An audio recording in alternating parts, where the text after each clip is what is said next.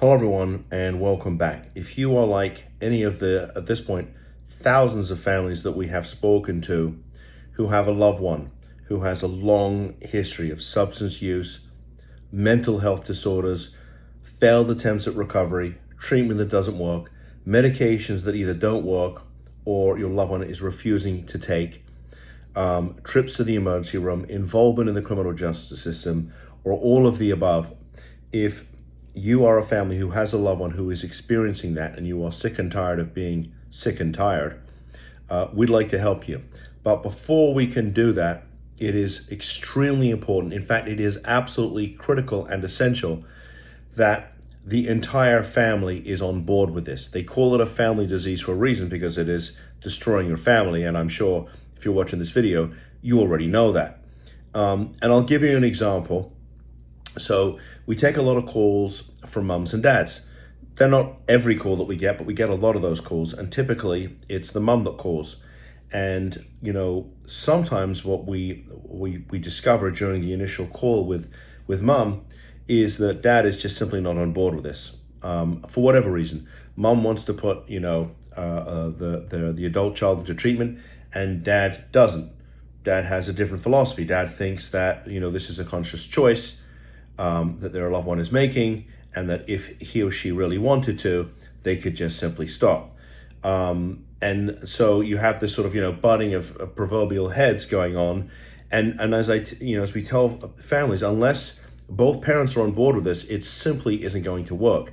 We can't have, one family member who is pushing for this, retains us, and on the other hand, the other, family member, parent, whoever it is saying, no, I don't want to do this. There's nothing wrong here. We're okay. It just simply doesn't work, and we're probably almost certainly not going to take that case. But sometimes it's not the mom and dad that call us. It might be, sometimes we get calls from siblings about an adult parent.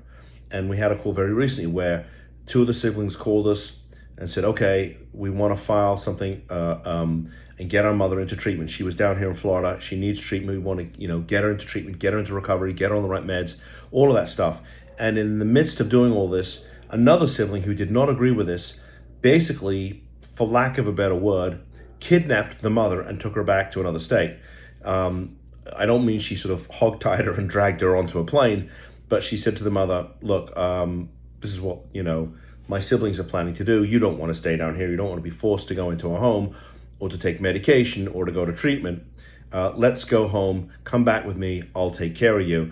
And the mother got on a plane and went to this other state. And of course, if she's not here in Florida, there's no ability for us to file.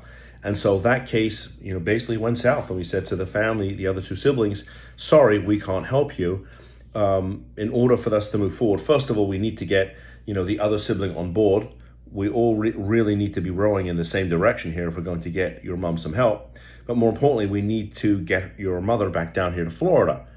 And we can certainly help you with that. But if there's going to be resistance from the other sibling who's basically going to prevent us from doing our job, then it's just simply not going to work. And so I really want you to sort of think about this. And, we're happy to sit down with a family. It's not unusual. In fact, it's pretty common if we're going to do a legal strategy session with a family for me to spend time with the parents or spend time with the siblings.